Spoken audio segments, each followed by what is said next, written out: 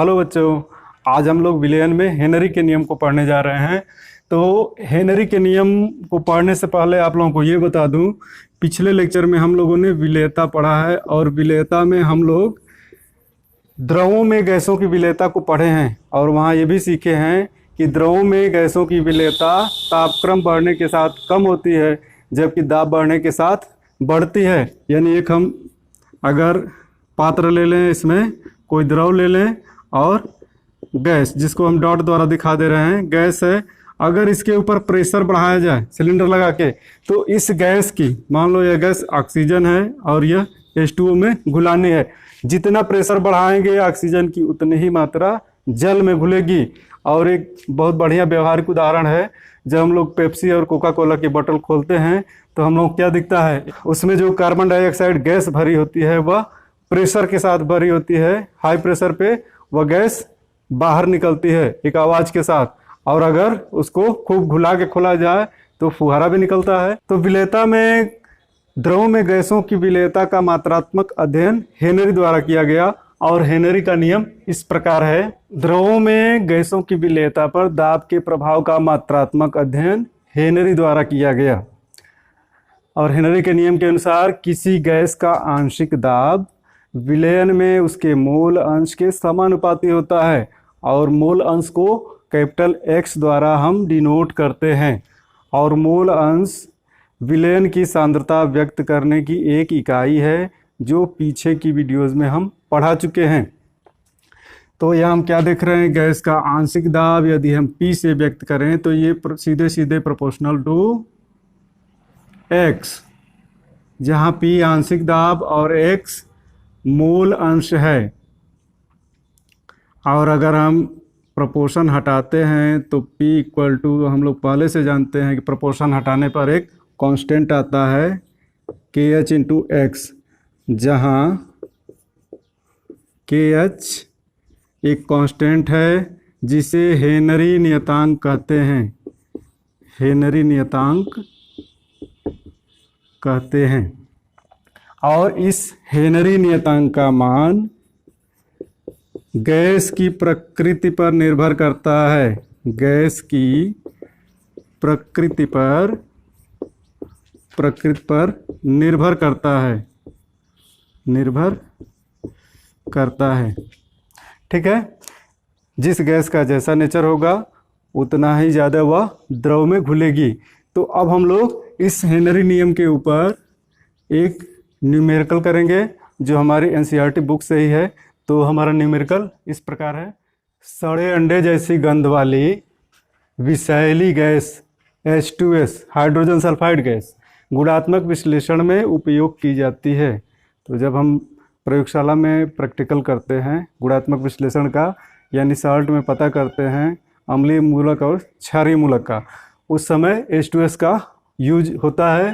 तो हमारे सवाल का मुख्य पोर्शन ये है कि यदि H2S गैस की जल में HTP पर विलेयता 0.195 मोलर हो तो हेनरी स्थिरांक की गणना कीजिए। तो चलिए इसको हम लोग सॉल्व करते हैं। सॉल्व कर रहे हैं। विलेयता दिया हुआ है हमारा, H2S की विलेयता 0.195 मोलर, और इसका अर्थ जाने बगैर हम क्वेश्चन कर नहीं सकते। इसका अर्थ क्या है, प्रति लीटर जल में H2S के 0.195 मोल घुल रहे हैं। तो इसका अर्थ ही हम लिख दे रहे हैं, का अर्थ है प्रति लीटर, 1 लीटर लिख रहे हैं, 1 लीटर जल। और जब 1 लीटर की बात करेंगे तो 1 लीटर शुद्ध जल का द्रव्यमान होता है 1 केजी। 1 केजी जल में H2S का 0.195 मोल घुला है। ये इसका अर्थ हो गया। 1 किलोग्राम जल में H2S 0.195 मोल घुलता है। अब यहाँ से हम लोग जानते हैं हेनरी के नियम से हेनरी के नियम से अभी अभी क्या नियम हम लोग पढ़े हैं, पार्शियल प्रेशर इक्वल टू के एच इंटू एक्स। ये हेनरी का नियम हम लोग अभी अभी पढ़े हैं। पी क्या होगा इसमें, H2S गैस का दाब, ये दाब होगा, और x H2S का मोल अंश होगा। ठीक है, अब इसके द्वारा हम क्या करेंगे, हेनरी स्थिरांक KH की कैलकुलेशन करेंगे। तो KH इक्वल टू क्या हो जाएगा, KH equal to P/X। KH की गणना करने के लिए हमको क्या जानना है, प्रेशर कितना है और H2S का मोल अंश कितना है विलयन में। यहाँ तो H2S का मोल दिया हुआ है, इससे हम मोल अंश निकालेंगे। और प्रेशर, तो प्रेशर कितना दिया हुआ है STP, और STP पर यह सामान्य ताप और दाब है, पिछली कक्षाओं में हम पढ़ चुके हैं। तो STP का प्रेशर कितना होता है, 1 एटमॉस्फेयर, एक वायुमंडल दाब को हम क्या कहते हैं, सामान्य दाब कहते हैं। और यह बराबर होता है लगभग 1 बार के, शुद्ध रूप में लिख दे रहे हैं इसको 0.0987 बार। ठीक है, यह भी दाब की एक इकाई है, और यह कितने, 1 एटमॉस्फेयर के लगभग बराबर होती है। और दाब की एक अन्य इकाई भी है जिसको टार बोलते हैं, 1 बार इक्वल टू 750 टार के होता है। इसको आप लोग नोट कर लें, याद रहेगा। अब हमको क्या करना है, प्रेशर। तो प्रेशर यह हमको दिख रहा है कि 0.987 बार दिया हुआ है, 0.987 बटे x H2S। यहाँ H2S के x का कैलकुलेशन तो हमको करना पड़ेगा। तो हम लोग मोल प्रभाज वाली इकाई जब पढ़े थे तो वहाँ देखे थे कि मोल प्रभाज का कैलकुलेशन कैसे करते हैं x का। तो x के कुल मोलों की संख्या, यानी H2S के लिए हम कर रहे हैं, तो H2S के मोलों की संख्या, H2S के मोलों की संख्या बटे इसके द्वारा जो विलयन बन रहा है उसमें उपस्थित कुल मोलों की संख्या। तो उसमें क्या क्या है, H2S प्लस जल है विलयन में H2O के मोलों की संख्या, और जल के मोलों की संख्या हम ज्ञात करते हैं। एक अलग से प्रश्न आता है कि शुद्ध जल की मोलरता कितनी होती है। तो जल के मोलों की संख्या, 1 लीटर जल में जितने मोल्स हैं वही शुद्ध जल की मोलरता होती है। तो यहाँ हम लिख दे रहे हैं शुद्ध जल, और ये कितना होगा, 1 लीटर, और इसका द्रव्यमान 1 किलोग्राम होता है या 1000 ग्राम।